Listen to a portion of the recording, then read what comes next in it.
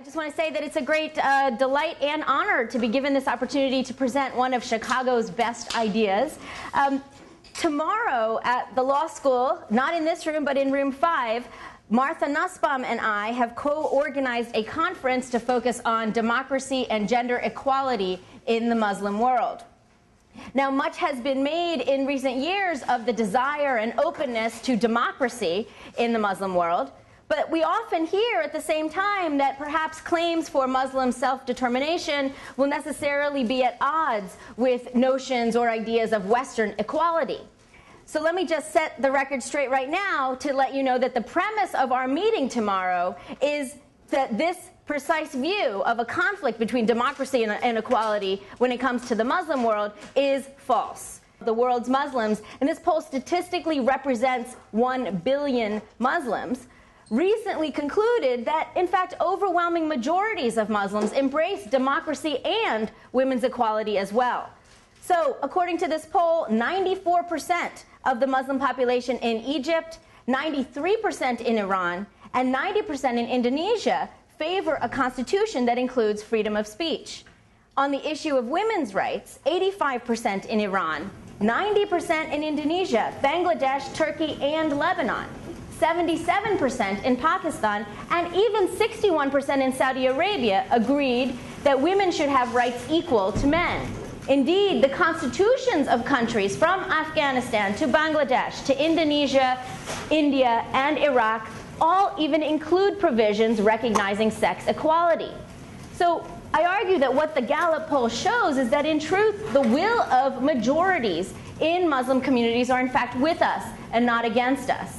High percentages of Muslims agree that women should have a right to vote, a right to hold any job for which they are qualified, the right to hold high national political offices, and the right to drive. The Gallup poll suggests that Muslims are, in fact, a far cry from the extremist fundamentalist minorities whose views are often more represented in the media. The central challenge, then, is not really in convincing the Muslim world of a democratic, egalitarian vision, but rather, of course, it is in operationalizing that modern quest for democracy and equality that is shared the world over. And it's really to this end that our conference tomorrow seeks to bring together here at the University of Chicago Law School leading intellectuals, activists, and dissidents who are actually there working on the front lines to establish stable democracies that include a strong commitment to gender equality. So let me just give you a bit of a preview for what we have in store for tomorrow. We will hear, for example, from Yasmin Hassan, whose organization Equality Now this week petitioned Hillary Clinton to hold the leaders of Pakistan and Afghanistan accountable for the Taliban's violence against girls, and in particular the destruction of some 200 girls' schools there in recent months. And from the United Nations Rapporteur on Violence Against Women, Yakin Erturk, about the role that culture and religion are currently playing in justifying violence against women in Muslim communities. Our keynote speaker tomorrow is the Iranian dissident journalist Akbar Ganji. Ganji, for those of you who don't yet know, spent 5 years in prison for his brave reporting on the murders of dissident intellectuals in Iran. And from jail, he continued to call for a secular democracy in his country, going on an 80-day hunger strike to promote his cause. His new book, about which he'll be speaking, called The Road to Democracy in Iran, argues that Iran must abolish gender apartheid. And we will hear from Zaina Anwar of Malaysia, who I argue is the woman who fired the shot heard around the world 2 decades ago, when she and a handful of women of letters started what I call a book club in Kuala Lumpur to read the Qur'an for themselves. But before I get there, I just want to give a few more key facts about Islam that bear repeating. There are some 1.2 billion Muslims in the world, but most of them live in Asia, not the Middle East.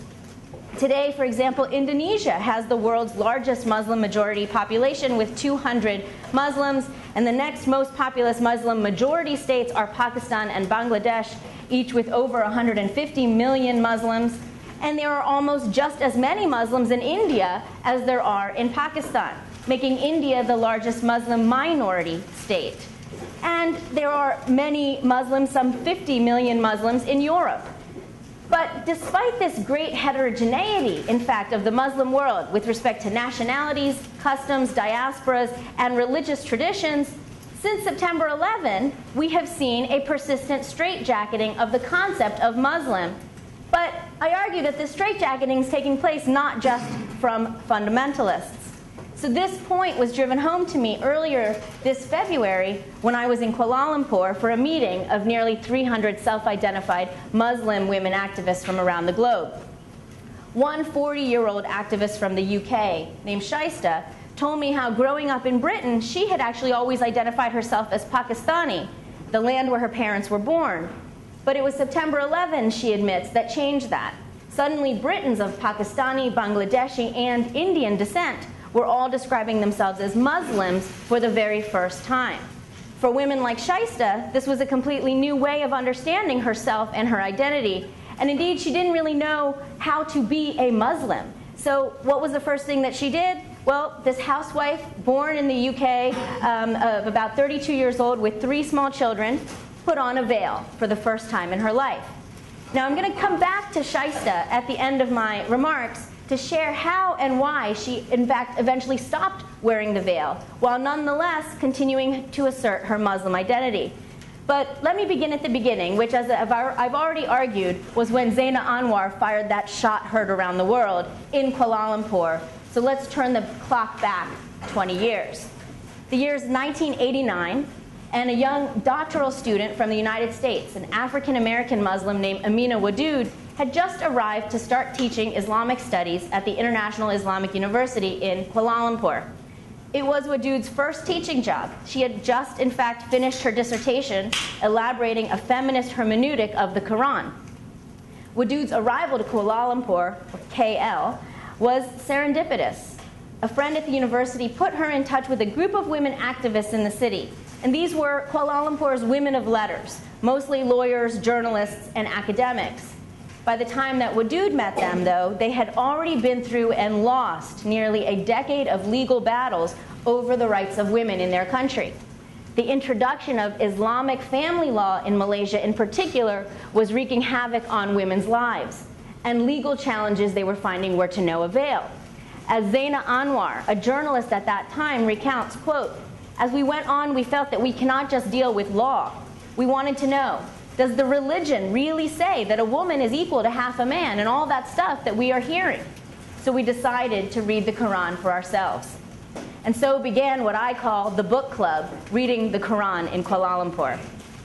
Quote, "They considered themselves to be a study group," Wadud recalls. "They did not have any idea of where they were going. There was a lot that they were upset about, and the question was, well, how do we move forward? The first approach had to do with courts," says Wadud. "I wasn't there for that, but there was a certain disgruntled response to how they had been responded to. There was a condescension that they do not have the authority to talk about these religious things. Your only posture is to accept what we explain. They were frustrated with those explanations, but they didn't have a counter to it," Wadud recalls. So the book club began meeting weekly in Anwar's home. Wadud suggested a name, Sisters in Islam. She taught them the sciences of reading and interpreting the Qur'an. Wadud's aim was to teach them the prerequisite skills for reading the Qur'an on their own and offering their own interpretations of the text with enough authority to question and stand beside counter-interpretations. Quote, "Sisters in Islam fell prey because they did not have the tools to say, well, this is just your interpretation," says Wadud. "We're not," quote, "we're not taught in the Muslim schools to be generators of knowledge and interpretation. We are taught rotely how to acquire the tradition, which means we absorb and obey what are the traditions out there. We're supposed to rotely mimic them," she says. The study sessions in Anwar's home continued for 2 years. Other Islamic scholars, such as Fatih Osman, flew in also to lead sessions alongside Wadud. Finally, 2 years after their group began, Sisters in Islam went public. On the ground, women were pushing for a Malaysian domestic violence law, but legislators were arguing that such a law should apply to Hindus, but not Muslims. Like modern-day Tom Paine, Sisters in Islam published a polemical in retort, provocatively titled, "Are Muslim Men Allowed to Beat Their Wives?" Now, over the next 2 decades, numerous pamphlets and letters to the editor followed in which Sisters in Islam raised public awareness and sparked a public dialogue about the tenets of Islam, arguing, for example, that the Quran in fact sought to limit, not celebrate, polygamy. And they argued that both men and women have an equal right to read and interpret the holy book. The publication of polemical pamphlets like "Are Muslim men allowed to beat their wives?" and "Are women and men equal before Allah?" were shots heard round the world. Wadud returned to America, published renowned books on her feminist hermeneutic method for reading the Quran, and in 2005 made international news when in New York City she led a mixed-gender Muslim prayer.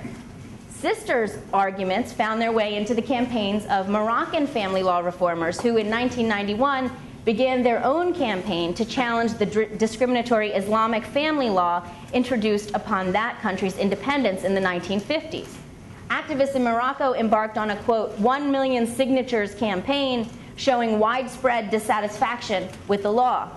Notably, the Moroccan activists' central arguments for change mirrored the arguments of Sisters in Islam about polygamy and about violence against women. And indeed, it was Malaysian and Moroccan activists working together, actively networking and sharing their readings, findings, and religious reinterpretations on these and other issues that helped ultimately lead the Moroccan activists to victory in 2004 with a new Islamic family law code in Morocco that now recognizes women and men as equals, allows women to remarry and retain custody of children, and makes polygamy nearly impossible in Morocco.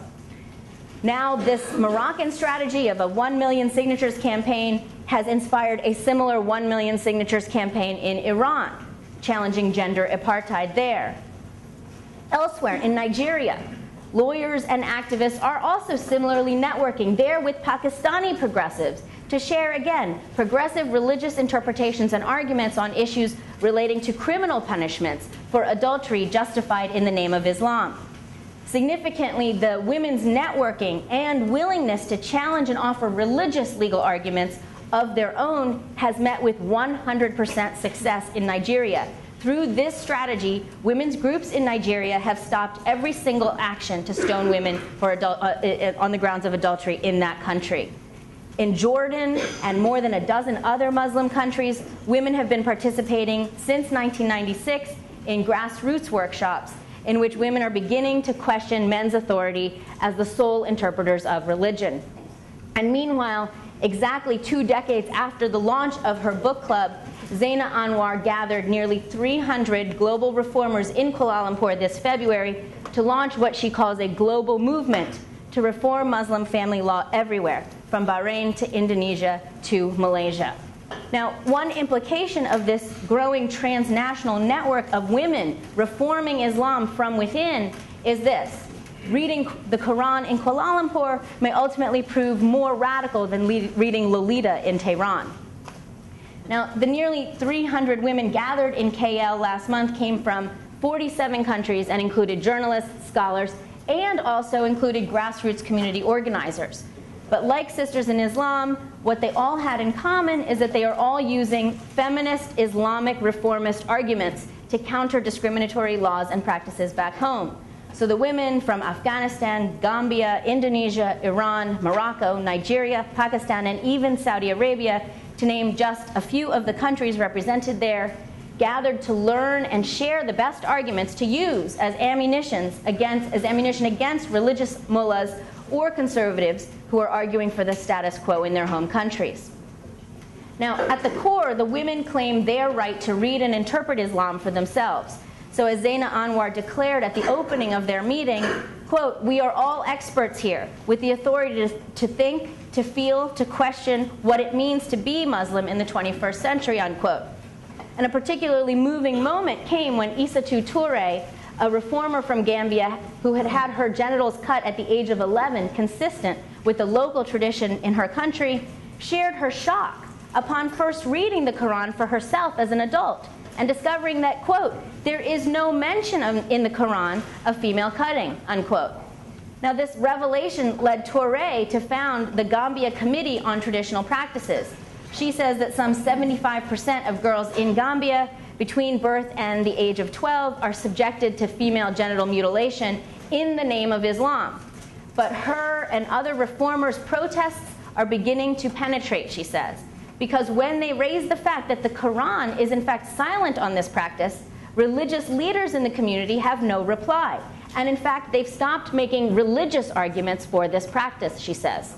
The opening then that this creates makes it easier to offer other arguments against FGM, including arguments about girls' and women's health and sexual freedom. And in fact, in 2007, several communities in Gambia publicly condemned FGM, and Issatu Toure was named Gambian of the Year. Now, the meeting in Kuala Lumpur formally launched a global movement called Musawa, which means equality in Arabic, to reform Muslim family law in particular. And the recent successful reform effort in Morocco really stands as the movement's guiding example. So in 2004, Moroccan feminists worked with a broad civil society coalition to upend a decades-old discriminatory and oppressive Muslim family law. So the old law, for example, had enshrined husbands' authority over their wives and also unequal rights to divorce. But the Muslim Moroccan activists pioneered a holistic approach to law reform, contesting these old laws on 4 different levels. One, as violating Islamic principles themselves, as violating national constitutional law, as violating international human rights law, and as conflicting with the lived realities of Moroccan women in the 21st century. So this new family law that emerged in 2004 there is still expressly Muslim, but now it recognizes husbands and wives as equals, sets an equal minimum age for marriage between, for both women and men, and provides now equal rights to divorce. The global movement called Musawa that we'll hear about tomorrow at the conference seeks to harness this holistic strategy for change that was successfully employed in Morocco, but now for use by reformers throughout the Muslim world. The idea here is that Muslim women can make rights arguments simultaneously as Muslims, as national citizens, as citizens of the world, and as women with particular lived experiences that must be acknowledged by law. And in a draft book that I'm writing that's supported by the Carnegie Corporation, I'm studying the strategies here that are being used by these reformers for bringing about cultural change through processes of what I call cultural dissent. So the reformer strategies here are threefold. First, they seek to expose pluralism and dissent within Islam to demystify the experts. For example, they're putting debating mullahs on satellite television and showing that contrary to the depiction of one homogeneous Muslim law or a singular authoritative interpretation, there are in fact many conflicting practices and interpretations amongst which, from which people must choose one or the other. Second, they are networking and sharing successful arguments and strategies amongst one another through, and sharing amongst various national groups, especially religious arguments at meetings like the one I attended in Kuala Lumpur. Third, and perhaps of the most normative significance, these women are declaring women's right to participate democratically in making cultural and religious meaning themselves. In fact, I argue that Muslim women's declaration to think for themselves, not just in the public sphere, but now too in the traditionally private spheres of religion and culture, heralds nothing less than a new Enlightenment. The old Enlightenment took us from a world of empire to an age of reason and equality in the public sphere.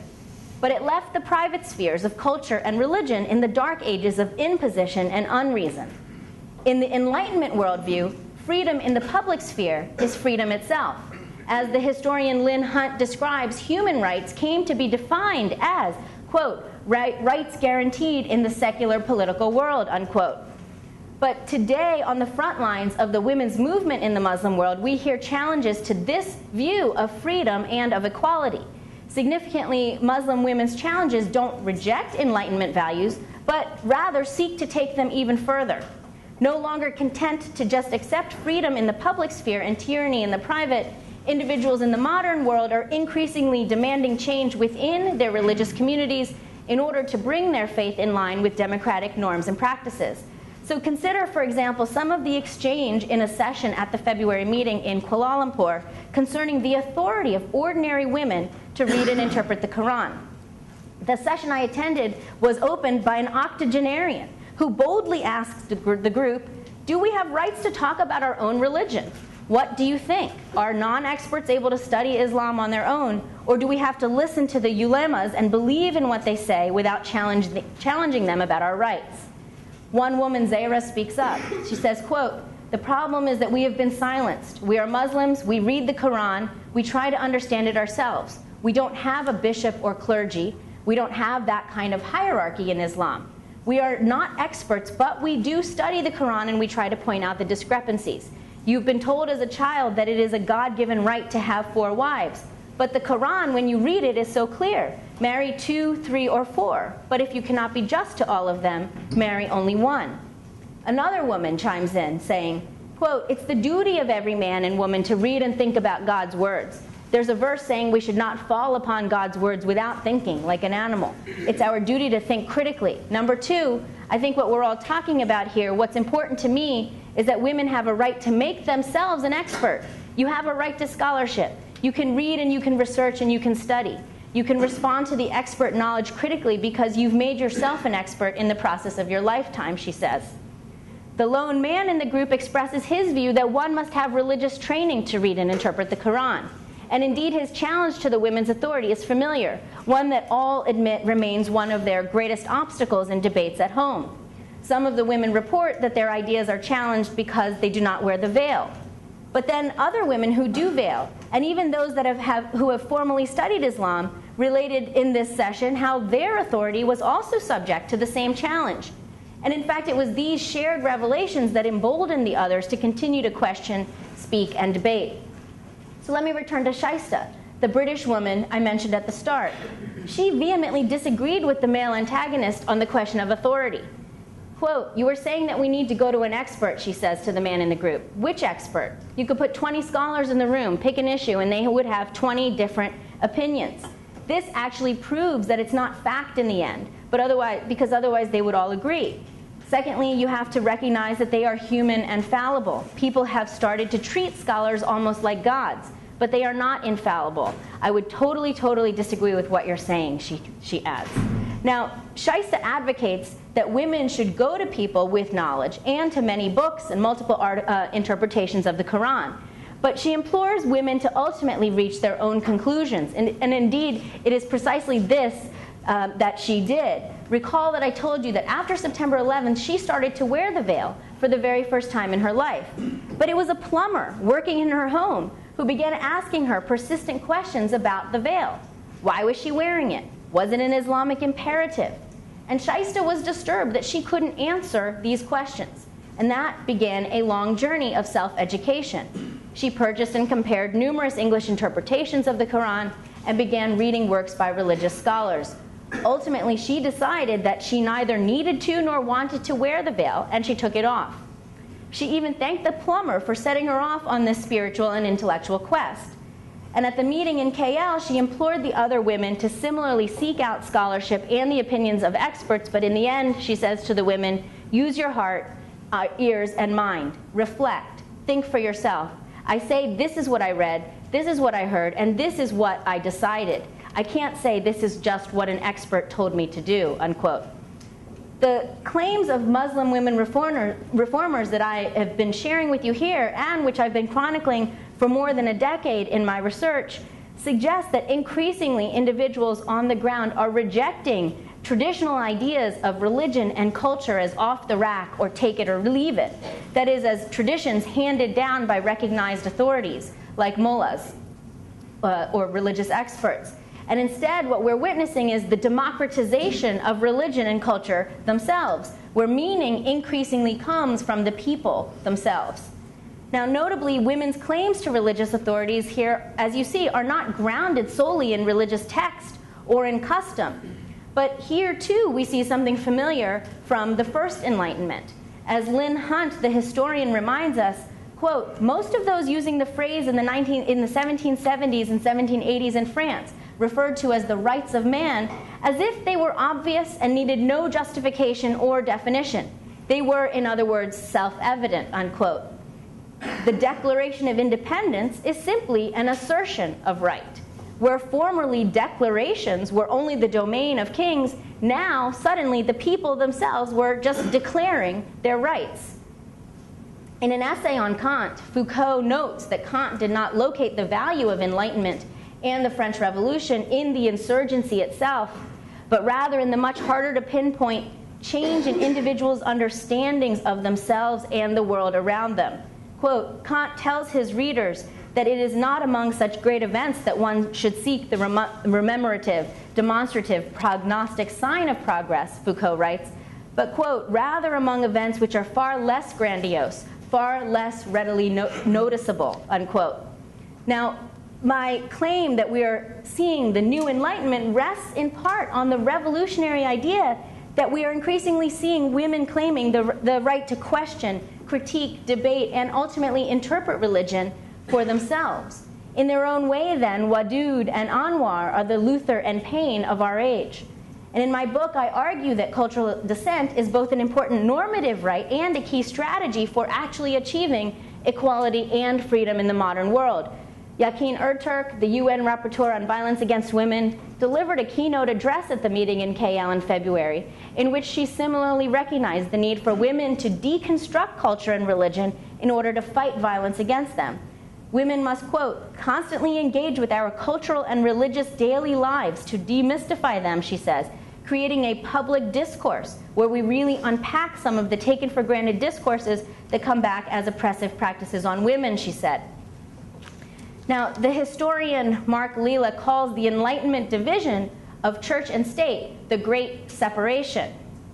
But today I suggest that efforts such as Sisters in Islam to bring reason, critical thinking, democratic participation, and claims for equality to the private spheres of culture and religion may just be making way for the next great separation, separating now that part of religion which is ineffable and divine, and that part which is the result of human interpretation and construction, and is thus eligible for reconstruction. This view of culture as choice that I describe here, though, is not one of choice among various normative communities, but rather it is about the right to plurality and choice within a community.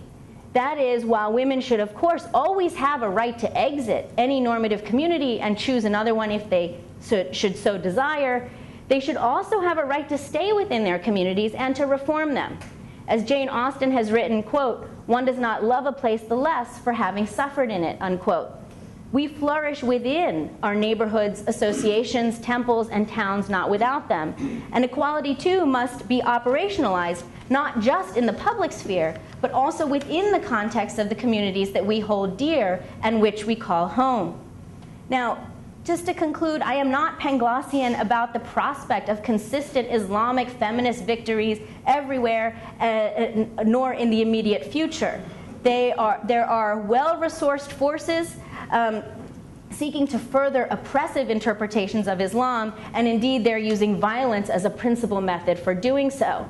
But despite the odds and the personal risks, women are speaking up and seeking to claim their rights to democracy and equality, as the dramatic scenes of some 300 Afghan women protesting an oppressive family law proposal in Afghanistan just last week recently illustrated. Their opponents were 3 times their size in number and violent, but still the women marched forward for freedom and equality.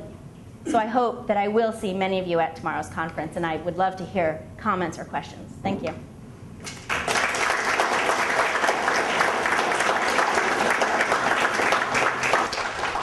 Yes?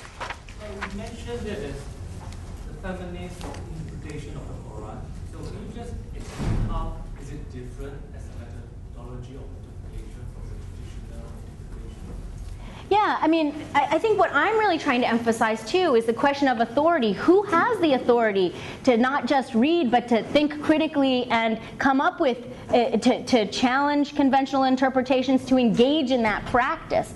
So is it different? I mean, again, there's not just one feminist interpretation of the Quran, and there's even lots of conflict about what does that mean. Does it just mean looking to all the passages that mention women? people like Amina Wadud say that's not a feminist interpretation of the Quran, that in fact you need to look at the Quran, contextualize it historically, contextualize it based on the consistency of language that's used, look at the gender of the language, right? So the language itself is gendered, and so there's lots of different, and so she has her own approach, and I am really emphasizing the ordinary person's approach here, right? Because they're not necessarily engaging it as a scholar like Amina Wadud would, but they are, though, simply saying that this idea of rotely mimicking or just passively accepting some authoritative interpretations isn't necessarily what they need to do or should do, that they have an individual responsibility. And that's why I really analogize it to thinking of religion more as participatory and thinking of their role as citizens within these communities as opposed to as passive subjects. Yes? Thank you, first of all, for that great talk. My question is, I'm trying to understand what the legal profession would be to actually changing rules in this country. So if you have a lot of women who read themselves and interpret themselves, for example, that polygamy is not necessarily authorized in the Quran or female genital mutilation or authorized, how do you get from that to taking it to, I don't know, quote-unquote authorities? Because you said Islam doesn't necessarily have a clergy or or someone who can go through and say, look, this is the interpretation that we're seeing. How do they begin to, I guess, assimilate this into the culture and the norms of the countries that they live in? Yeah, thank you. So the approach, for example, that the Moroccan activists took, they actually published a book contesting 100 aspects of the old Muslim family law. And so the very first item, right, is the old Muslim family law recognized husbands as having authority over their wives, right? And so they went to the historical context asking, well, where does this rule come from? Where does this approach come from? And so a large part of what they were also arguing was that, look, this came from the days when women didn't work, where women were largely dependent upon men. Now we have changed realities. Most of the adult women population here is working, self-sufficient. And then they basically took these various provisions apart from the position of lived realities, from offering various contextual religious interpretations of those tenets, arguing that this conflicted with constitutional principles of equality, and arguing that it conflicted with international law. So I guess one thing I really want to emphasize, right, is that although they are making religiously based arguments and declaring their right to do so, they are not either, however, saying that we're only limited to being able to argue on religious grounds. Okay, we are Muslims, so we claim our right to argue as Muslims, but we are also citizens of Morocco, we are also global citizens, and we should be able to argue at all of these different levels about the relevance of these particular laws. And it was that multi-layered, holistic approach based on targeted at 100 different provisions that ultimately prevailed. It was this reasoned, argumentative approach, which I'm trying to highlight. Yes? I want to ask two questions. The first one is I heard you said that there are a lot of support for women's rights, but is there any significant support from people other than women and other Muslims? Yeah, so the poll statistics that I shared with you were polling rural as well as urban, rich as well as poor, men and women. So the general Muslim populations, and statistically, this is a Gallup poll that is a sound poll of the vast majorities of these populations that are supporting, in theory, women's equality. Now, at the same time, there is lots to be reconciled, right? So they also support Islam and Islamic law in many of these places. And so that's where the fight is, right? How do we, and there's confusion. Can we reconcile these multiple values that we seek in modern times? So it's not just women who value these ideals. So basically the clash of the powers is internal.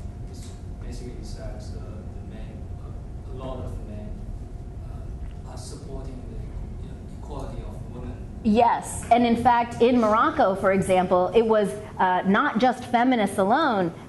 Feminists were fighting for 10 years, but ultimately they found victory in 2005 when they formed broad coalitions with many male progressives and the king himself, who really took an important leadership role in bringing about that reform. Yeah, so my next question is whether you see Qur'an and other stuff that goes in the Qur'an as a law, or whether you see it as a religion. Basically, that's how I view this. How I see this problem. Basically, if you see it as a religion, and when you get so much support from the people, you just disregard it in practice. In practice, in terms of the equality of women, like in the United States, there are Muslims in the United States. The United States has law. Right. So in practice, we can respect the religion of Quran or anything, but in practice we do have equality in the United States. Yeah. So that's what I cannot see clearly the interaction between Quran and the positive law in the Muslim countries. So if you see it as a law, then you cannot argue that okay, we have a lot of people in theory supporting women's equality, while we must obey the law of Quran,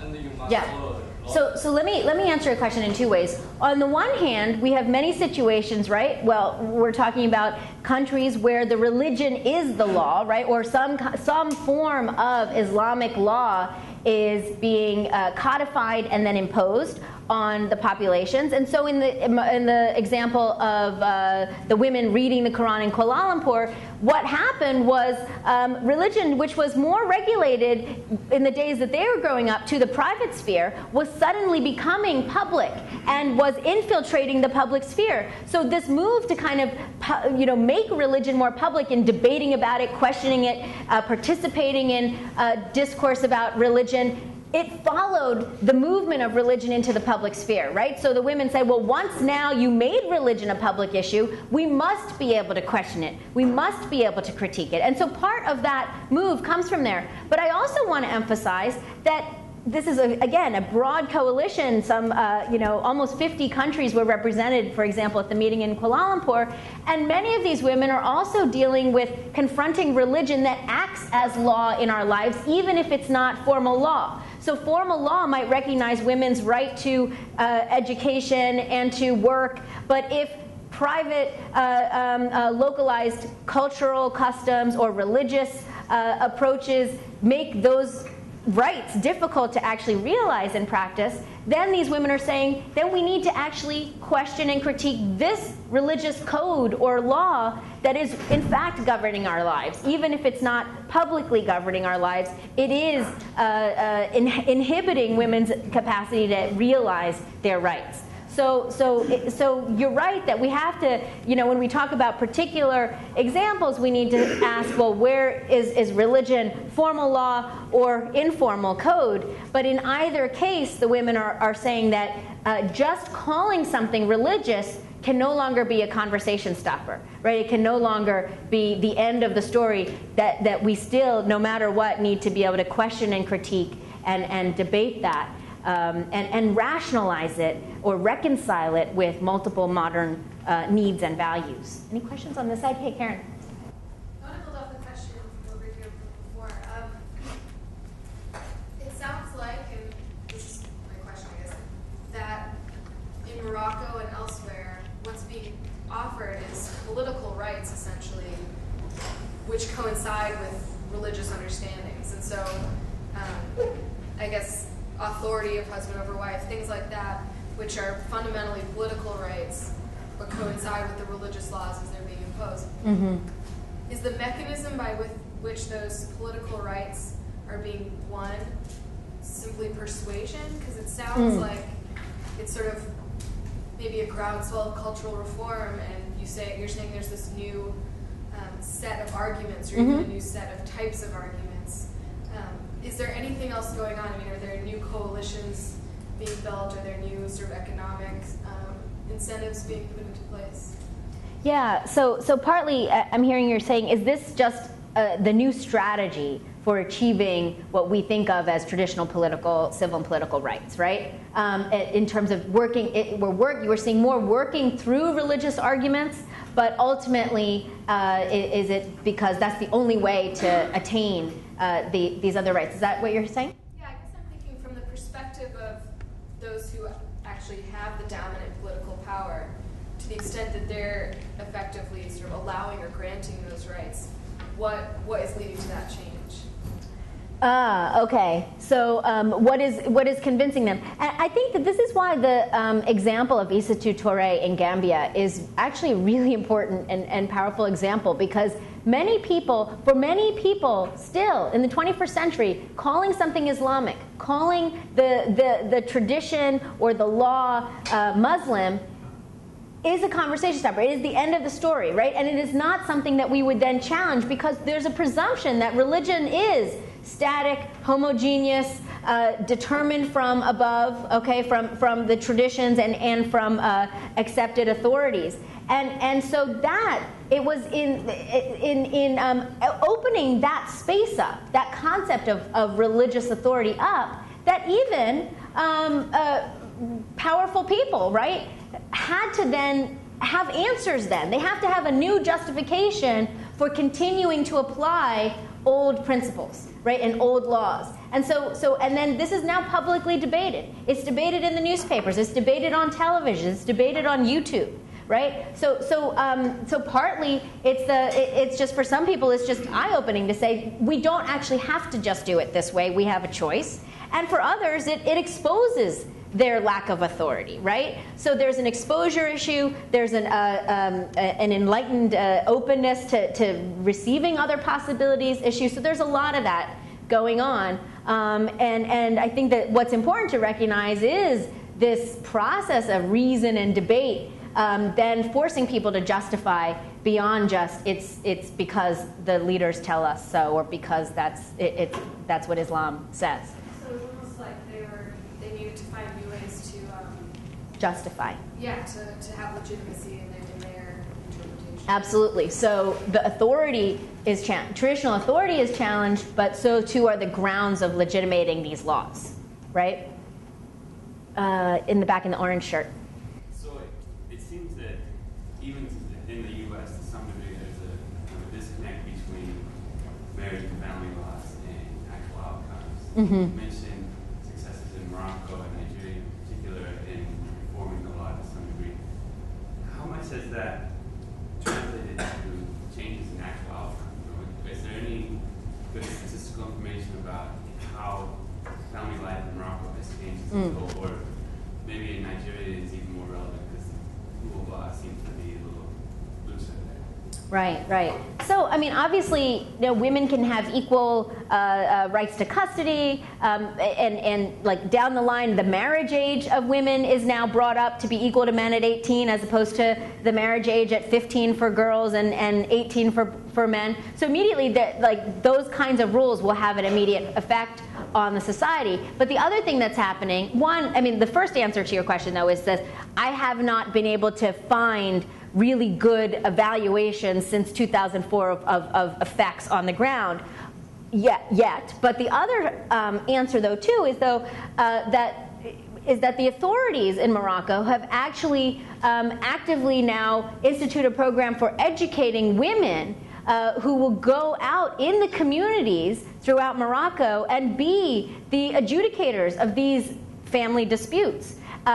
Formerly, women were not trained in this way to be able to participate in that activity. So and all of the women and men who are being trained in the new law, the justifications for the multiple levels of justifications for those new laws, etc. So there's massive public education. There's training of the adjudicators who are then sent out to all local areas, etc. So that much has happened. Now, what the actual effects on, in particular private disputes are, I don't know. Yeah, Hadi. Yeah, is kind of the democratization of obtaining knowledge, is that always like a good or a reasonable thing that we want? So I guess what I'm thinking of is like in terms of challenging experts, we don't often say, it's not something that we encourage in terms of like if someone has a question about medicine, telling them to go challenge their doctor, or saying, read WebMD and tell them that you understand it better. Or even in law, we often don't say, I won't go up to Professor Epstein and tell him I think he's wrong, even if I do. Right. Just because I know that I don't have that expertise. At the University of Chicago, I'm sure you all do that. I've been told not to. So I guess Stop I guess what I'm saying is it good to push that kind of like democratization of it, although it sounds kind of nice, unless we assume that there's kind of like a sinister hierarchical structure where people are trying to oppress as opposed to trying to understand the religion the best they can. So a scholar says, even if we aren't cynical about it, right? It just helps the traditional authorities have better arguments, do a better job of communicating reasons why, right? Which ultimately will be more persuasive to your patients, etc. So it's not necessarily the case that there is a sinister plot. Yeah. On the end of people who are administering the law, like the mullahs and scholars. If we assume that they have a sinister approach and they're trying to buck women's rights, then you can say let's go against them because they have a sinister approach to women's rights, as opposed to a scholar who says, I studied 10 to 15 years on this issue, and in the chapter on women it says that they use the word Allah, which is authority. Like to the best of my knowledge, that is what it means. It's supposed to is that a good approach, or is it something that is it tempered by anything, or is that just a general approach to take? Sure. I take the question to really just be a broad one about democracy, right? And certainly there are concerns that we have. We want to have a highly educated, we care about education if we're going to have democratic participation. We care about access, who's actually participating. And so a lot of people are also in this move pushing for rights to education, but for women, but also rights to religious education. Okay, so making sure that the women aren't remaining in the dark when it comes to and not just women, but men, boys. The religious education should be not just being told what the Qur'an says when you can't read it in the original language, but actually being able to engage it oneself, to ask questions about it, to be critical about it. So, and that goes for boys and girls alike. So. Obviously, we do always have questions when it comes to democratic participation. We worry about an uninformed participation. We worry about the quality of information that we're getting. But at the same time, we try to have robust commitments to other values, including education and access and equality, that would temper that and make it a better, robust, vibrant democracy. So, yes. What kind of conclusions we can really draw from that Gallup poll you cited. For example, an affirmative response to women being able to work at any job they want that they're qualified for would be consistent with the view that women are inherently unqualified for certain jobs. Likewise, freedom of speech without reference to where the limitations are doesn't really tell us anything about that. So were the questions more specific? Were there definitions given? Or was it that ambiguous? No. There are definitions given, and I actually would direct you to read the whole book. It's a wonderful book by John Esposito and Dalia Mogahed called "Who Speaks for Islam? What a Billion Muslims Really Think." And it just came out last year. So there you can read in detail more about the polls themselves. And of course, we can always ask and question, and we should question all of those things. But I think also from people who have been, and tomorrow you're going to hear from reformers from various countries, right, who repeatedly emphasize that these ideas of democracy and equality are not just Western ideas. And we hear that too much in the West, and we hear it in these other countries from fundamentalists and from entrenched leaders who have reasons to spread that word.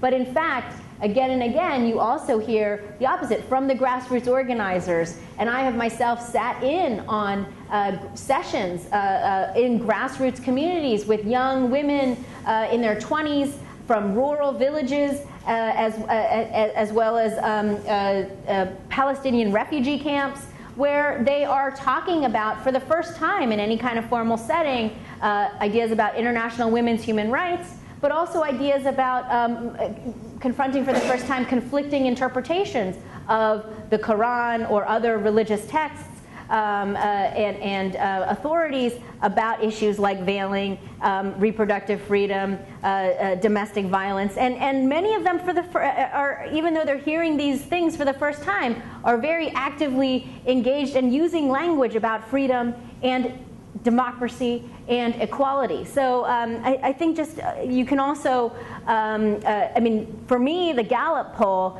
which is more recent, has more recently been brought to our attention, right, confirmed what I've been seeing and doing for more than a decade in terms of my own research, going out to different places and reading the works of Muslim women reformers from around the world. Ramtin. You speak of these women reinterpreting the traditional religion, but could it be argued that it's more accurate to say that they're negating or changing the revealed religion, because the sacred texts plainly say that men can beat their wives and that men are allowed to have multiple wives at the same time? So you can't really reinterpret that. So the pamphlet that they published on polygamy, for example, right, says the sacred text doesn't say that. And so if you just actually follow the text itself, which says, well, you know, and also you have to contextualize the text. So they talk about the time in which this provision was offered was after a great war where there were many orphans, and there the idea was that, you know, that in these kinds of circumstances, polygamy may be okay, right? Because we need to take care of the children and the women who are left behind. But if you cannot be just and equal in your treatment to more than one wife, then have only one. And in fact, many modern Islamic family law or Islamic legal codes are interpreting that to say polygamy is possible, but under narrow circumstances. And it makes and so there are you need to show that you can meet particular narrow circumstances in order to enter into a polygamous relationship. So so that is in fact the textual approach. That is an easier question often. I mean, again, it's not. None of these are easy. None of these are easy. There's constant debate and discourse about it, and I mainly want to emphasize the claim that women and ordinary people can and must participate in these debates, and that none of this can be accepted as static because the text says so. There's very that approach has been rejected. But what we ultimately interpret from that is still much more open. Obviously, yes. In your research, have you come across any statistics which state that in those countries which seem to be gaining momentum with worldview of women's rights, that they have ratified international treaties which also focus on the same issue? Yeah, so many of these countries, including Afghanistan, right, have ratified the Convention on the Elimination of All Forms of Discrimination Against Women, the CEDAW, which is often referred to as the International Bill of Rights for Women.